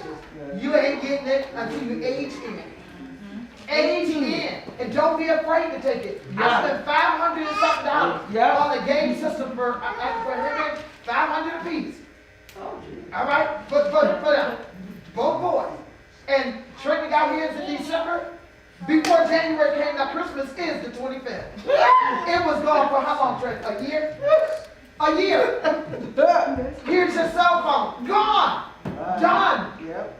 And it's very important that you have that conversation because, especially when it comes to the phones, right? That's the open book. Because literally, when you have that conversation with your children, then they begin to respond differently, and they would respond when they're out there in the world, like how you would want them to respond, right? I'll give an example real quick. When we were on our way to church, Sanai was telling us about a story about friend A was mad at friend B because friend B had friend A phone trying to text herself.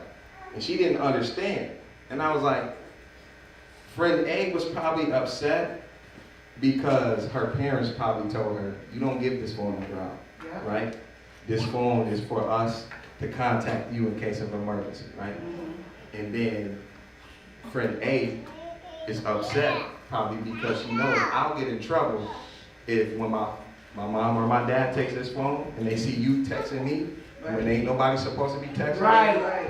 And I had to explain to her, because she was like, well, how would she even got her number? I said, well, if you take somebody's phone and you text yourself, then now they have your number and you have their number. Right? So it took her a second to understand that, but I'm like, you don't, friend A is probably following exactly what her mom and dad told her.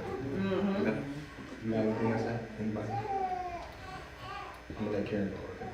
So, one, piggybacking off what my mom was saying, and you, Tracey, was real good when you said, stop, don't ignore. And my son, he picked up a bad habit of sticky fingers. Yeah. And immediately, I got upset. Because I'm just like, what in the world you got going on? But I was honest about what was going on in his season of sticky fingers. You admitted it. And I told my mom, because I don't mind that. Oh, you want to steal? You ain't about to steal from my mama. From my dad. You ain't about to go here and embarrass me. That was my train of thought. And you ain't about to go to the school and embarrass me. You ain't about to go. Now you can't go to the store with me. You can't do nothing. And so James was like, Cameron stole his PlayStation out your room. And I'm like, okay. No, he didn't. He couldn't have because I hid it. Cameron stole the Switch. He couldn't have because I hid it. How is he finding this stuff? So now I'm like, I'm down to the T. Now I'm taking the cords apart. I'm taking the cord, putting it on top of the refrigerator. I'm taking the PlayStation, putting it in the closet, in the hallway.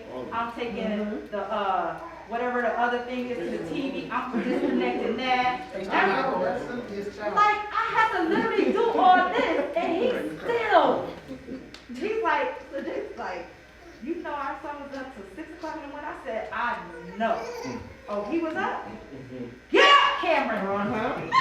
Stop washing these walls. You want to be up? I'm going to show you up. You want to be up. You understand? And then it started to, they said, the next time you steal from my wife, I'm calling the police on you. Instantly, I thought of my mom and my dad. I'm just like, come on, Holy Ghost, come up in here. We working up. Teamwork makes the dream work. And it scared him. He didn't want it. And Jay started talking to him. And then he started taking rides with him because he's like, now I got to explain what's going to happen to you if you keep doing this. And so his sister had moved in with us. And she had sticky fingers. And so I'm just like, Lord, help me. Because who I am, I will black out. And so she started like, and the thing is, you didn't have to steal because every time you ask Mom, I need, I'm giving it to you. Dad, I need, we giving it to you because we already feel bad of what you got going on. Right. And so Jane started ignoring. And so I said, Jane, you're raising them different.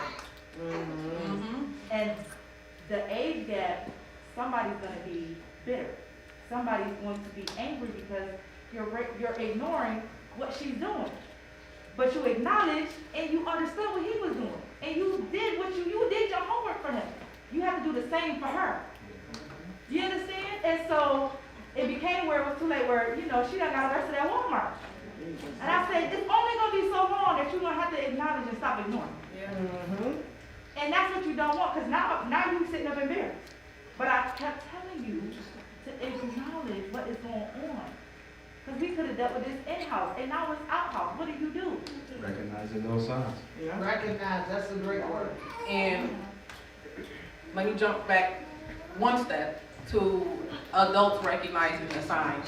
Because I want to get to the children part so badly, but I got to pump my brakes because this is going to help me too.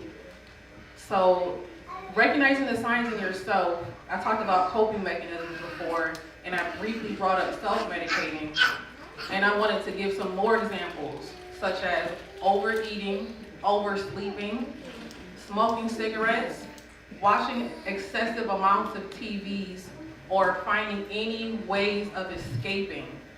If you find yourself needing to escape from your children, from your household, that is you looking for a way of self-medicating. You have to recognize that within yourself. Like Pastor said, you can't coddle these spirits. You don't go, okay, yep, I've been watching TV from 10 p.m. till 3 a.m. The kids are asleep, I'm in the clear. No, because what was happening when your kids just fell asleep? They went to sleep without you. They didn't get a prayer. They didn't get anointed. They didn't get their clothes out the next day. But you were too busy trying to self-medicate and cope with your own issues.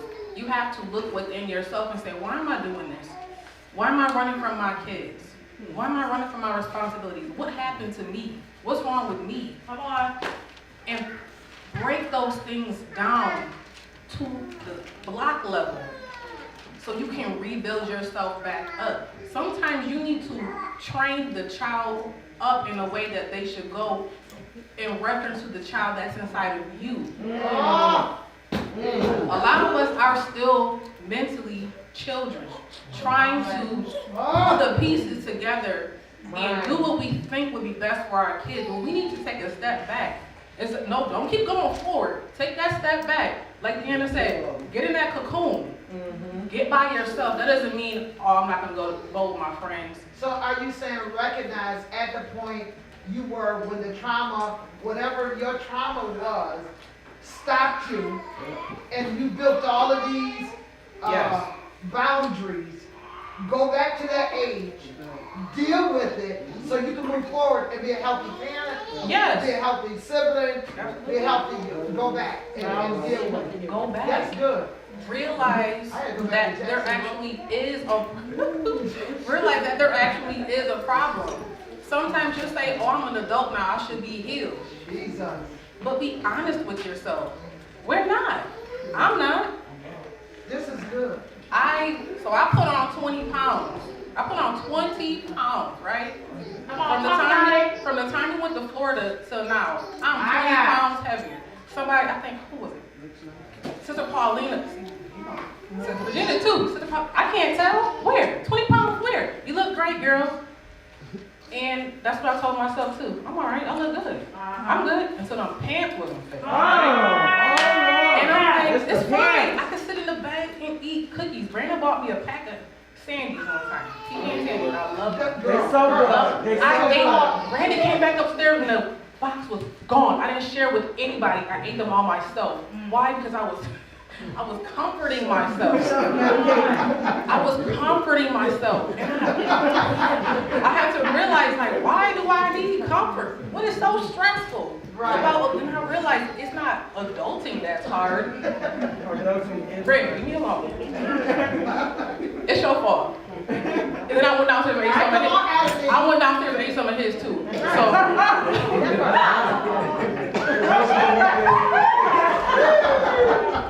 They were delicious.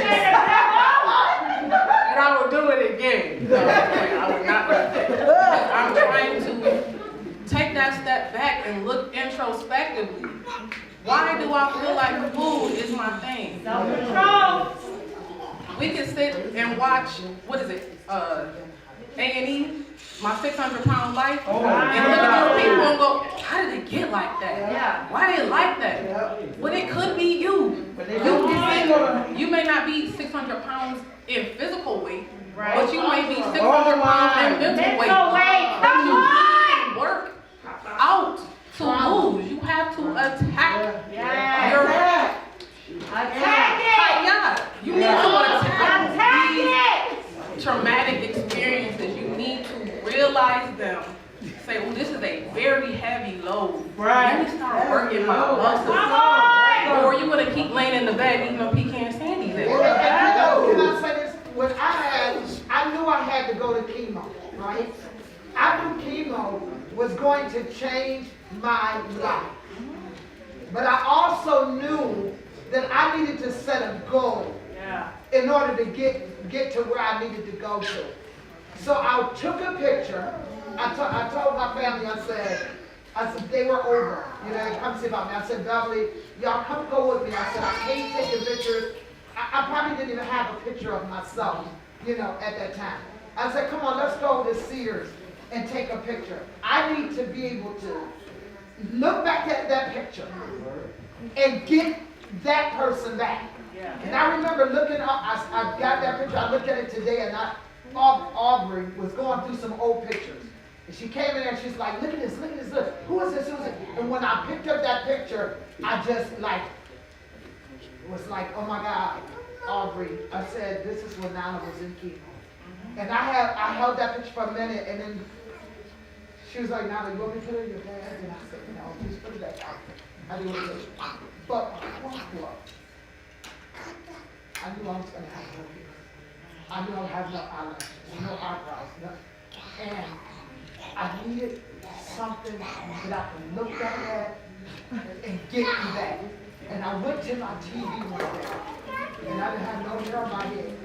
And I looked at that picture, and I said, I'm going to get you back, but I'm going to get you back better. Right. I said, I'm going to get you back better. And I think that it will behoove some of us. Go get some pictures when you were happy. Go get some pictures when you were well. And get it in an 8 by 10. Set it there and tell that picture, I'm going to get you back. Nobody. I could have been bad. This generation curse. Right? If y'all had the fellas like that, forget all of that. I need to pursue healing for myself without blaming anybody.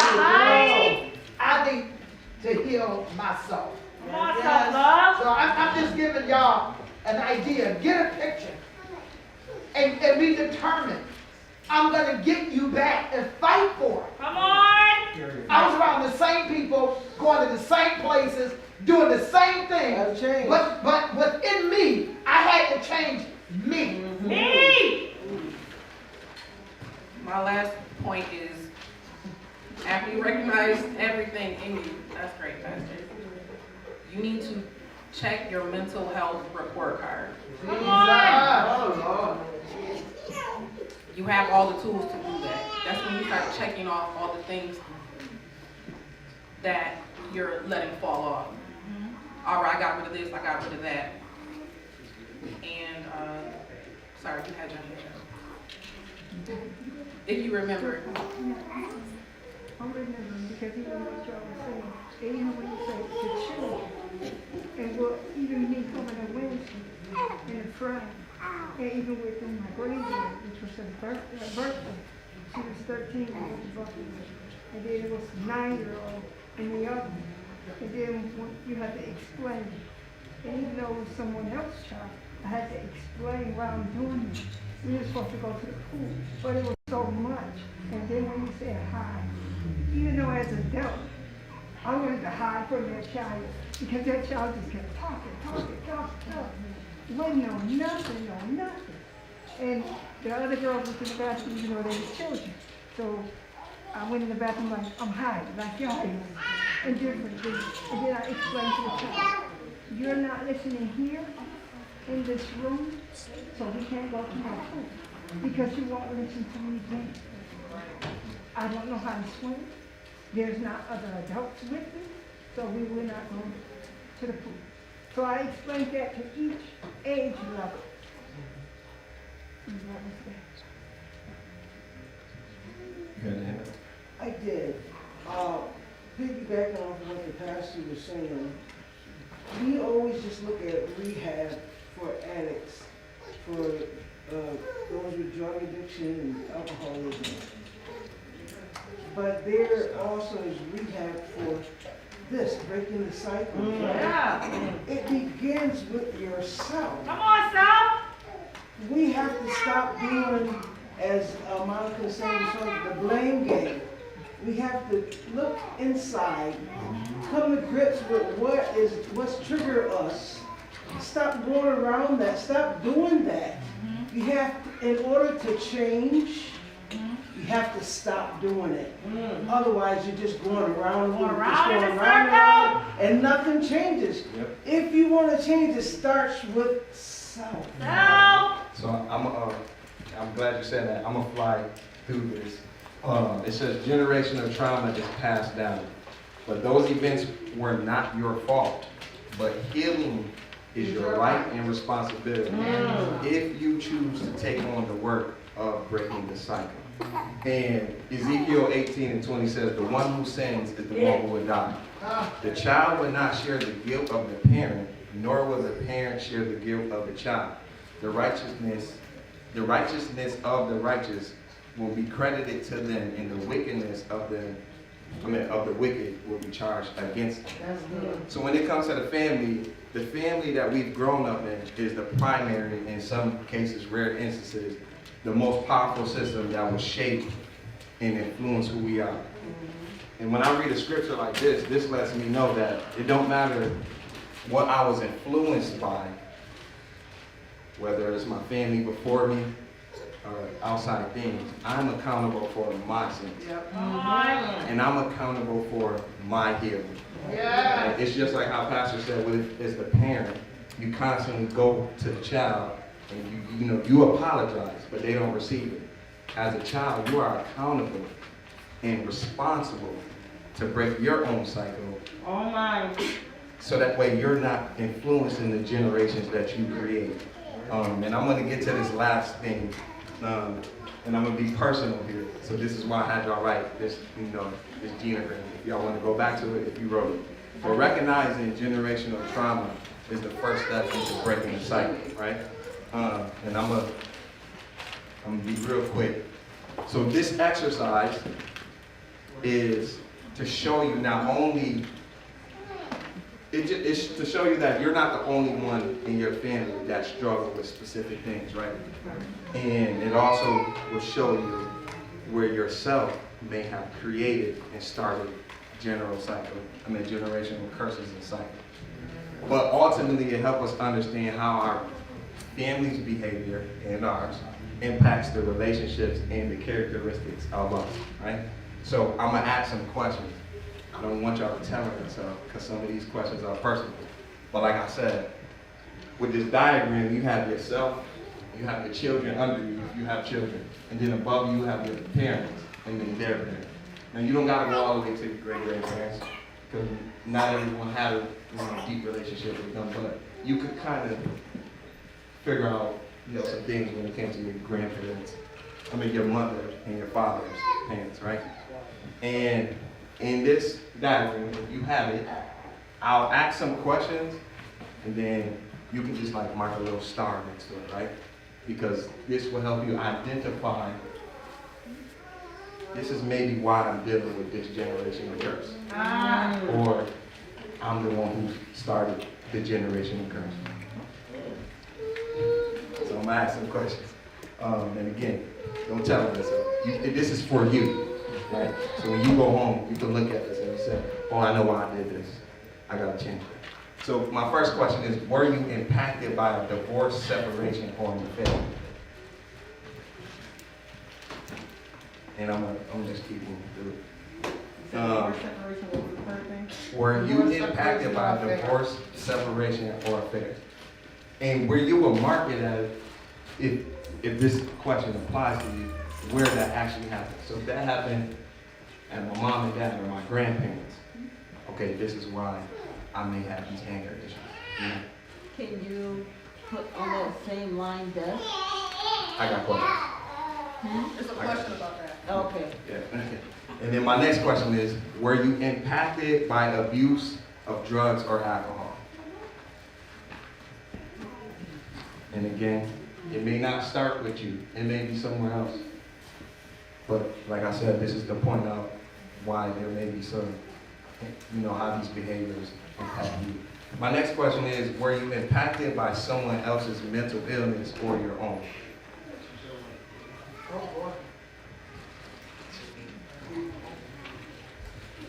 And my next question is, have you experienced the death of someone close to you, including a miscarriage or suicide?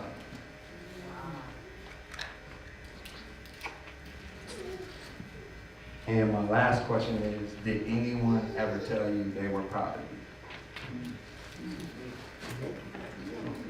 Boy, I bust your lip.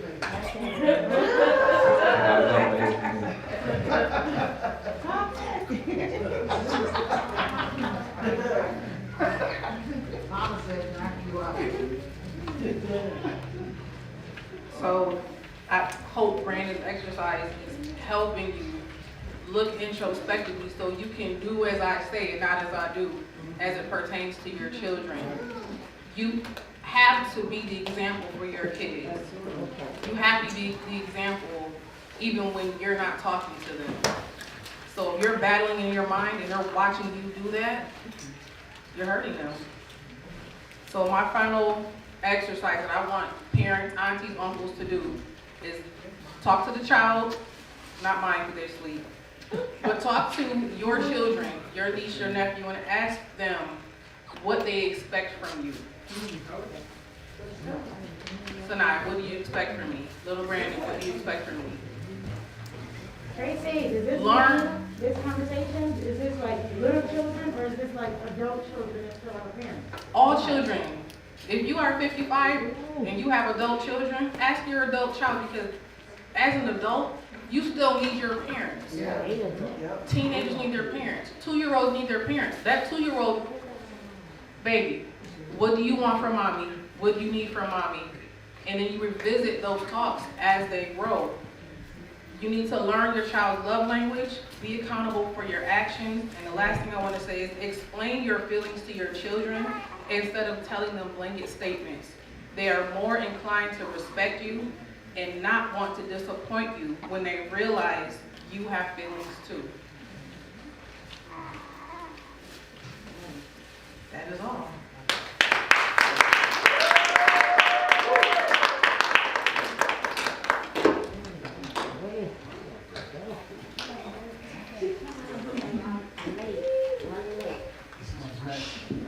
Amen.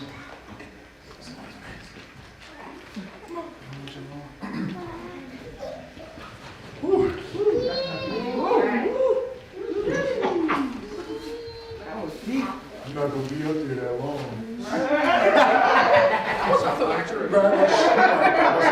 So,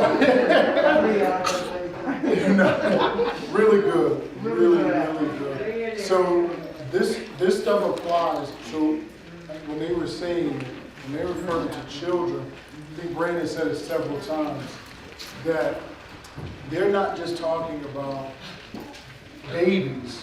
They're even talking about us and our adulthood, going to our parents and different things like that. You know, so this was beneficial to everybody. This is beneficial to those of us who are parents, raising our children, and then those of us who are children, dealing with our parents. There's a lot of good things to take from all of these conversations. Yeah. Go ahead, say it. Really? You got time. All right. Well, I was just, I came from a generation of, I'm the baby of 6. And my sisters and brothers did not graduate. They fell out of school or got their GED or just didn't do it. My mother stopped school at 6th grade because of things back then when she was growing up. They just, our forefathers and foremothers, and they just stopped to make ends meet for the family. All right, so I said I had to take an account of what was going on in my life as a young person. I think I might have been 6 or 7 when I decided a lot of things that I saw of our family, it wasn't gonna happen for me. Right. Somebody had to do something to make a change. Yeah. And I said I was 6 or 7. I'm balancing the checkbook because my mother's penmanship was bad. So I had to write for her. I had to spell for her. I had to balance the checkbook for my mother, who was way much older than me. A lot fell on my shoulders as a young child. Right. So I said, as a young person, I am not going to have children out of wedlock. I'm not going to do this. I'm not going to do that. I'm not going to do the other. Fast forwarding. So I said, somebody has to make my mother proud. Of all the children she had, nobody has made my mother proud. So I said, I'm going to do that. I'm going to step up to the plate. I'm the youngest. I'm the one that graduated from high school. Then I said, somebody need to make mom and dad proud that they went to college. Come on. I went to college, not just for me, it's for my parents. But then I had children watching me.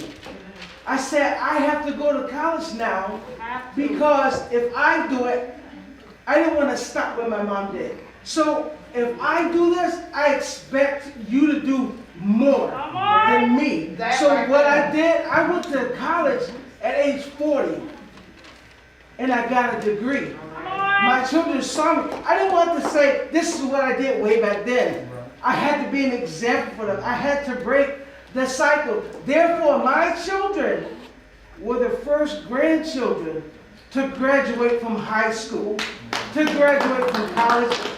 Their cousins didn't have that testimony. They did what they saw their parents do, drop out and say, what's the use? So we have to. It's imperative, everybody, to break cycles.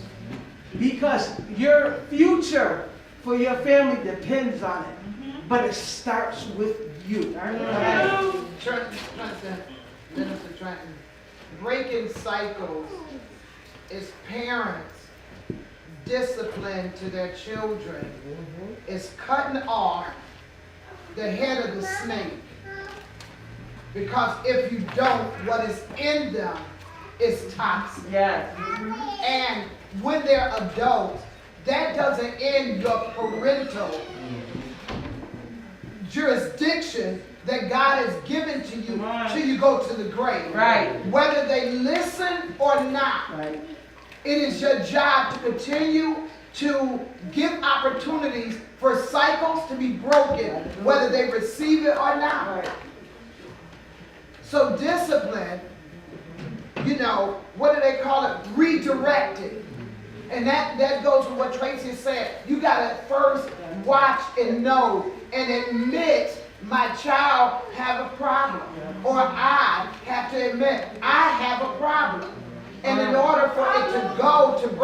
cycle, I have to do something different. This goes back to my lesson when I was talking about demo day. Demo. In order That was to powerful. tear something out, you gotta realize that it's broken. Right. You gotta realize that it needs to go. And then you gotta start digging into these things and figuring out where these traumas come from. And that's where that diagram is going with. It's starting to understand where all these problems originated and why do I deal with things like this and why does this, trigger me. So all of this stuff is really important to deal with. And what we're hoping is that this isn't just you come to church, you listen to it, and then you go home. But what we're hoping is that it's impactful, that you start dealing with this even in your vehicles. Yes. I mean, a lot of the times when we leave church, during this series, me and my wife, the conversation continues. And it doesn't just stop that night, but it continues on the next day and the next day.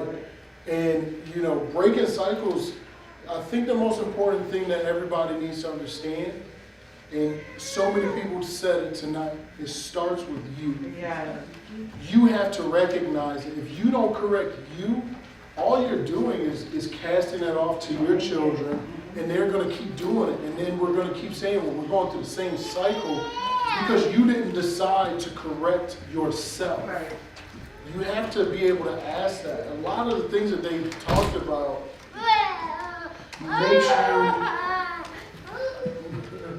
makes you start to think about, and I sat over there and just started thinking about how are we parenting? How am I being a parent? What are the things that I'm doing? A lot of things touch me, and I have to take that and say, okay, let me correct it. Right. It's not for me to cast it off and say, well, Deanna needs to do better. You can't keep pointing out her wrongs and not correcting mine. So all of these things. Always gonna say no. I'll say I'm doing a great job. I was too when I was driving, and now I'm just driving. So we'll talk about that later. So When y'all get in the car. right.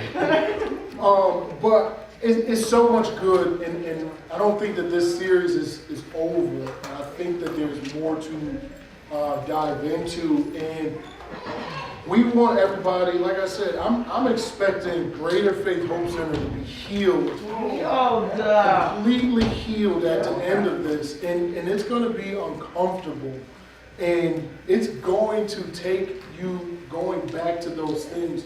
And the one important thing that I can't remember who said it, but they said that you are still stuck at that same age that you experienced that trauma. Yeah. So you're still, Brittany said, you're still there, and you think, well, no, I'm 30 years old, but you still at 15 or 12 or 6 or whatever it happened because you didn't deal with it. And our parents did not have what we have now, and we're still judging them based off of that. But ultimately, what this is supposed to do is to get you to correct it now. You can't go back and fix what your mom did or what your dad. You can't change that. That happened. It's there. Can I You say can something, fix Tracey? you. In the air, let's deal with the church. In the air, when things were done, they were done because that was the culture of the time. It wasn't that, you had these ridiculous parents and they just screwed our lives up. No, that was the culture of the time. Yeah. And that's what we were reared with. But when you know better, you do better. What I do love is that the facilitators that are coming up is saying in the beginning, it's not that I'm where I'm teaching you at, but this is where I am going to. Come on. So I love that. None of us have arrived. All of us, I'm looking at this for myself. There are some things I could have done different. There's some things that I will do different. I'm not coming to pinpoint Regina's flaw.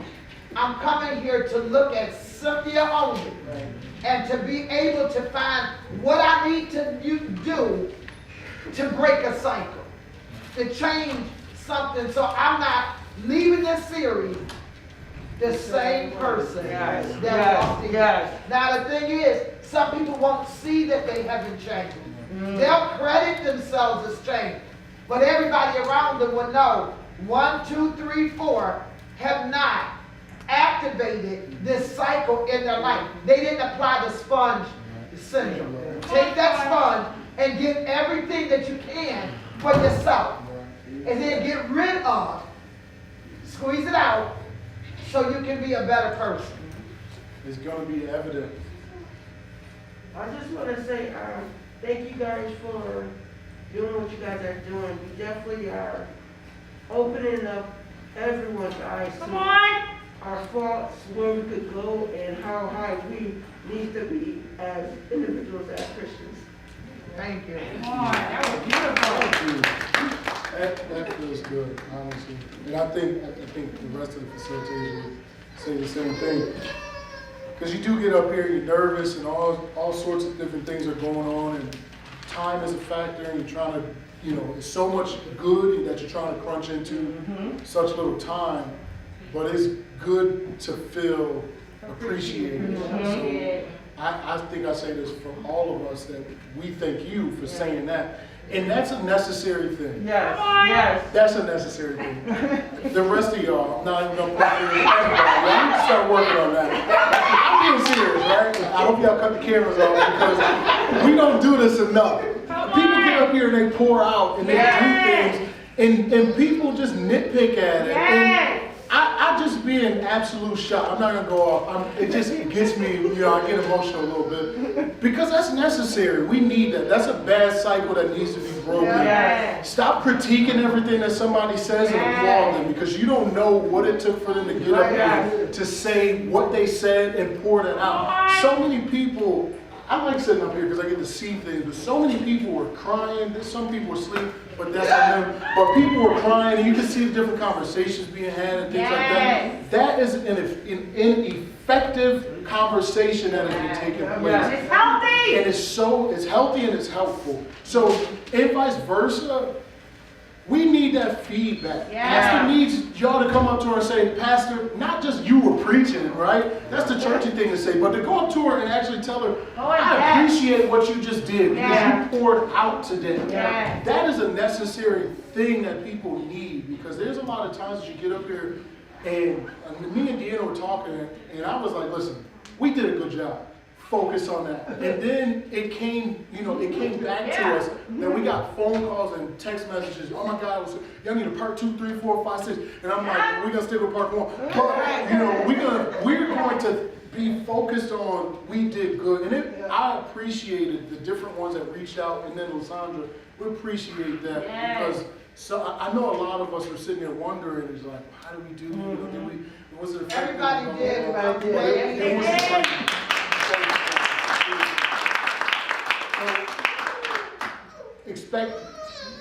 Expectancy is a breeding ground for a miracle. When you come expecting something, a miracle is going to happen. So take everything, all of the notes that you have, the pictures that I saw. We're not done yet. We're not done. But take those, everything, and use that on a regular basis.